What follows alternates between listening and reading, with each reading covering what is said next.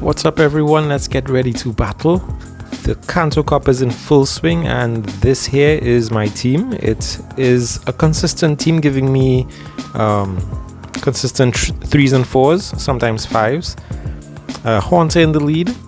The idea is to give you coverage against the fighting and grass types in the lead, because the two Pokemon in the back, Snorlax and Dewgong, are weak against fighting, and the grass types being used in the meta so far, Venusaur and Shadow Victory Bell, which I have seen quite a few times. Haunter in the lead does well against the fairy types people like to use, Alola Ninetales, Wigglytuff, Clefable, and against Alolan Marowak, which is prevalent, and Mew. Hypno in the lead is a bit challenging because those confusions really chunk away at Haunter's HP.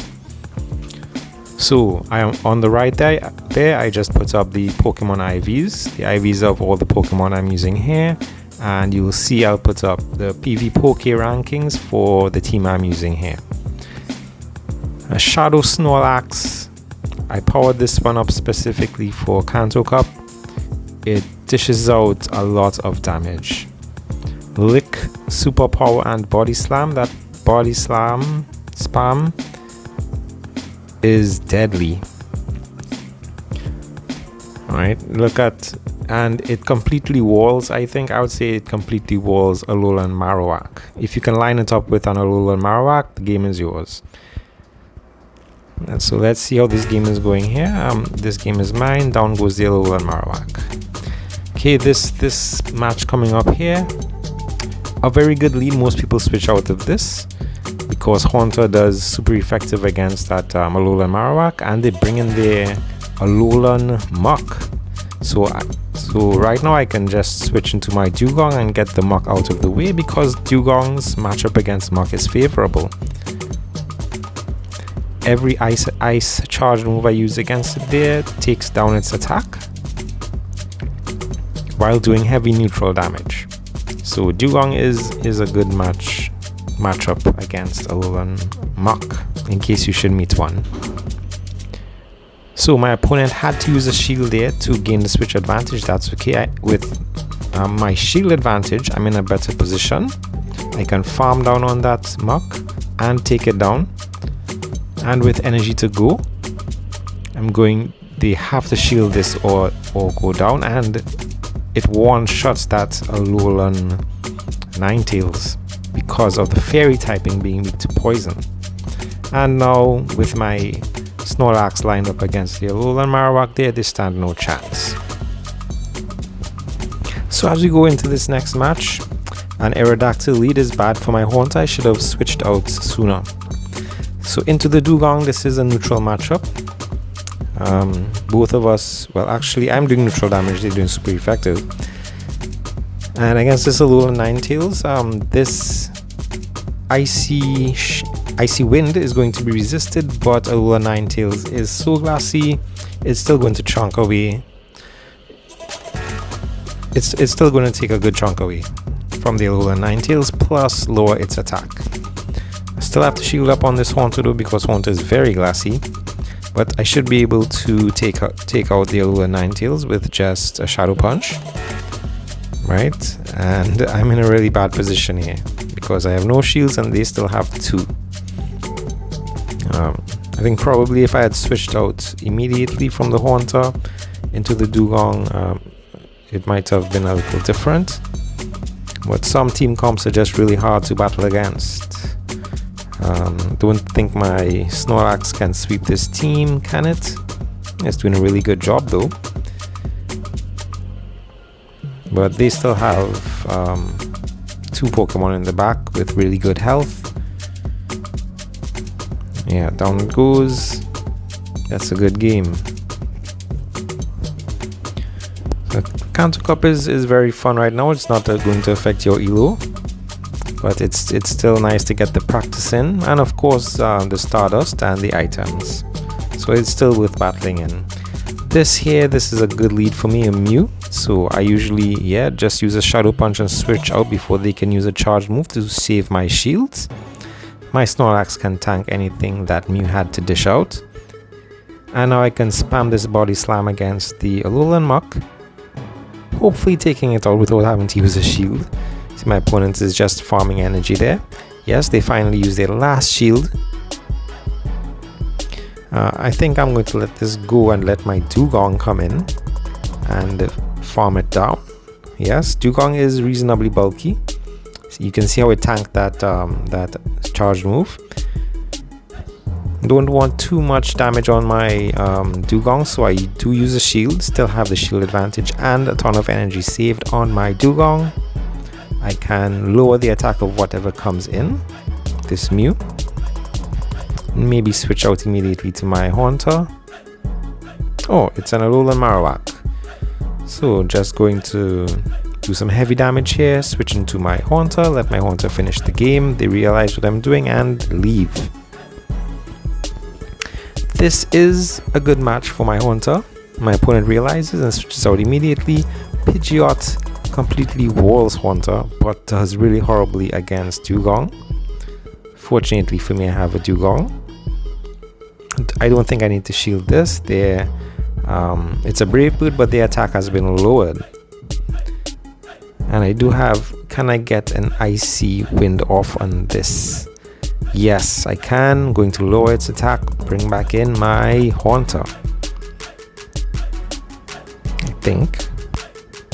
No, my Snorlax, because I can tank whatever they have to dish out here. They had a lot of energy saved, and now I can bring back in my Haunter to face off against this Hypno. Try to do as much damage as I can before I bring back in my Snorlax to face the Hypno with 2 shields. My Haunter did a lot of damage there. My Snorlax can finish off the rest of this team. Now look at this. This was a really close game. The animation, the turns, it takes about 3 turns for that fast move to come out from the Graveler, and it allowed me to get in a lot of fast move damage with the Lick. So that was a very close game there. So Wigglytuff in the lead. What I do is I usually go straight for a Sludge Bomb and then switch, because if I don't switch, it'll be able to charm me down. And as you see, they didn't shield. 1 hit from a Sludge Bomb takes out that Wigglytuff. And now Haunter can do some serious damage with just the fast moves against this Alolan Marowak. Bring in the Snorlax, line it up with the Alolan Marowak.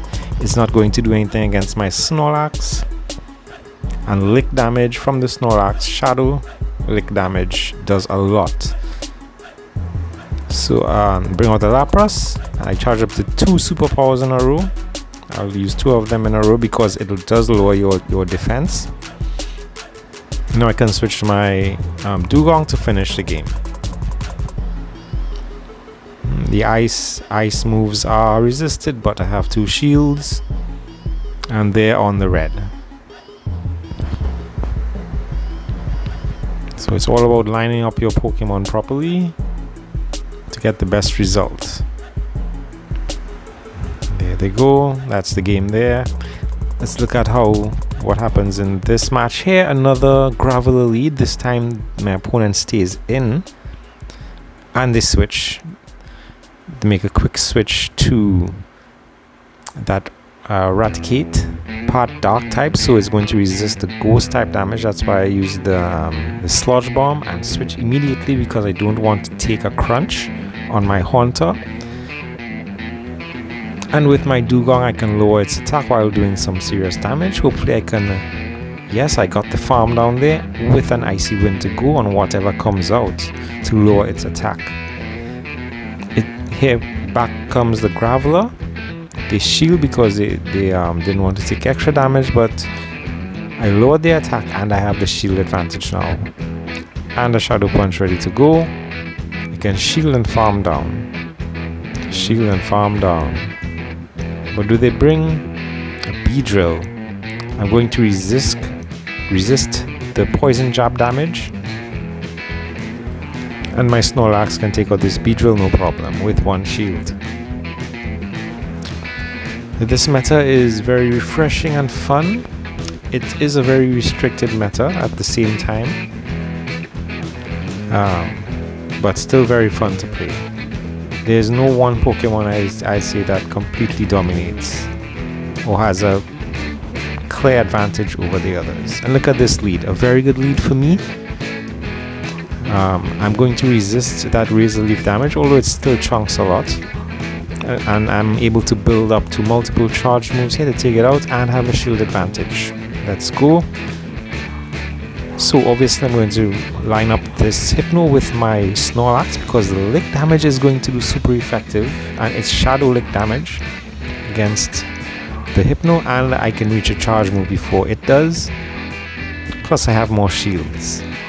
The down it goes, and I have energy saved up for this last Pokemon here, Marowak, which stands no chance against my Snorlax. The normal typing is going to resist the Shadow Bone, the Ghost type damage, and Bone Club doesn't do anything. You only need to worry about if it has Fire Blast, and it's pretty obvious if they're going to use Fire Blast. So, not a problem. And my Dewgong can take out this Marowak without much problem at all. Down it goes. Good game. Now in the lead here we have a Snorlax. Horrible lead. Now this was one of the best matches out of them all. You have to look at this. So what I'm going to do here is I'm going to build up to a Sludge Bomb and use it and switch. Right, so no need to shield up that Body Slam. It is resisted by Ghost. I do land it, and now I can switch safely and try to farm down with this Dewgong. It is possibly yes, it is a superpower. I knew I had to shield there to preserve some energy on this Dewgong, but I do have energy saved up, which I can unleash on this Hypno and lower its attack at the same time. Very important because I know it has Thunder Punch, which is super effective against the water typing. So I'm just going to lower this Hypno's attack as much as I can before I get taken out. Or maybe I can take it out. No, I can't. I switch. I don't even wait for that Hypno to farm on me. I switch to my Snorlax and take it out. And I get some energy on my Snorlax in the process. They bring out a Marowak, which is a very good position for my Snorlax to be in. Even though we have a shield disadvantage, I know that I have to burn all those shields for when the Snorlax comes back out. So I have to save up as much energy as possible. Here it comes, and here go the shields. One, I have 2 Body Slams, and I have an Icy Wind saved on my Dewgong. So that's what's going to take out the Snorlax. 2 Body Slams to burn the shields, and an Icy Wind to take it out. Teamwork. Back in comes the Marowak. I have a Haunter and a Snorlax on very low life against this Marowak with energy. So I bring in the Snorlax to burn the energy, and now bring in the Haunter to farm down, and it's a tie. What an exciting match full of twists and turns. Now look at this, another favorable lead, excellent lead, Alakazam. They go into the Rapidash. Gala Rapidash. It is part fairy, part psychic, so my ghost type attacks will do super effective damage. I managed to get it down to the red. Bring in my Dewgong, and I believe I can just farm this down with my Dewgong, tanking all these Body Slams. I do. I have energy to go. I'm going to Icy Wind whatever comes in here, lower its attack. The Alakazam's attack is lowered. I managed to get to another one. I can lower its attack further. And it's a Dog Trio. What a spicy team this person is using. I don't blame them. These matches do not affect our rating in any way. So it really is the time to use Spice. But then you want to win sometimes, to get the Stardust or the items. So that was an easy match to win. Here my Haunter goes up against a Dewgong. I managed to get to my charge move first before he had a chance to debuff me, debuff my attack, and managed to switch out into my Dewgong to take that Icy Wind, which does my Dewgong nothing at all. So they bring in their Mew. Now Mew has Wild Charge. I have to look out for that Wild Charge. I get the debuff before they can use a charged move. And Grass Knot. That's the thing with Mew. You really don't know what it might bring for sure. So this Mew has Grass Knot. Does it have Wild Charge as well? No, Grass Knot and Surf.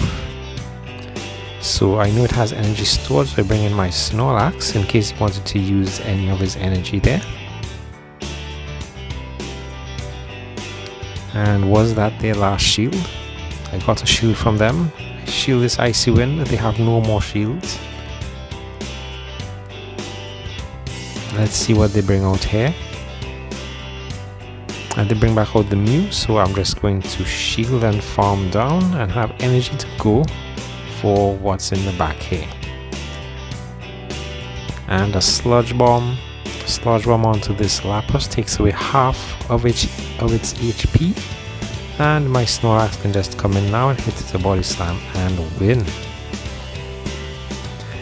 Let's go this match, a Beedrill, Haunter into Beedrill.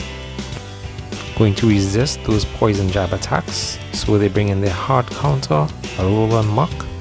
So I switch into Snorlax, which handles a Roll-on Muck pretty well. I can get to my charge moves before they get to theirs. Outpace them. I can outpace the Roll-on Muck to charge moves. Commit one shield here.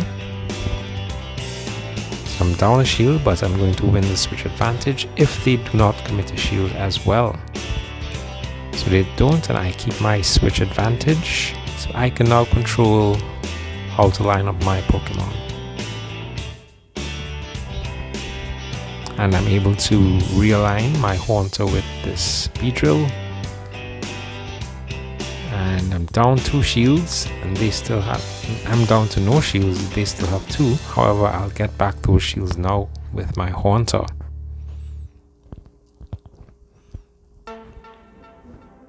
Blastoise is a popular pick in this rounds of Kanto Cup, I realize. Usually running Water Gun and Hydro Cannon.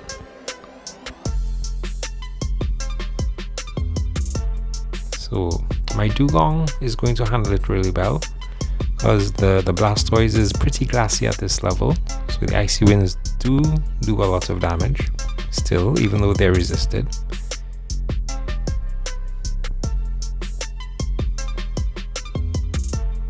And I tank that Hydro Cannon, able to get to my Icy Wind, going to debuff them and possibly take them out. Yes, take them out and take the game.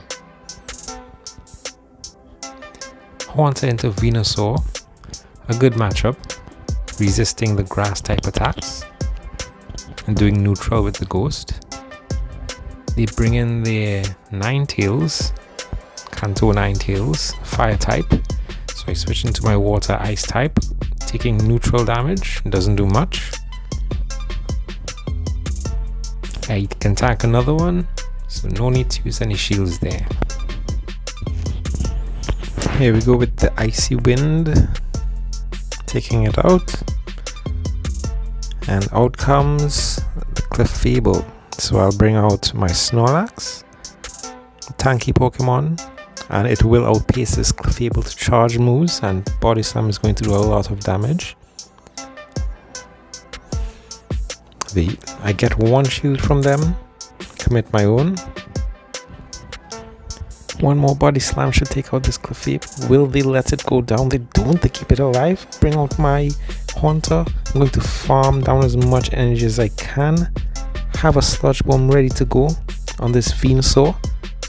A little bit of energy left. I'm lucky to be able to reach that that last Shadow Punch and take it out and take the game. So thank you all for watching. I'll see you soon in the next video. Like and subscribe.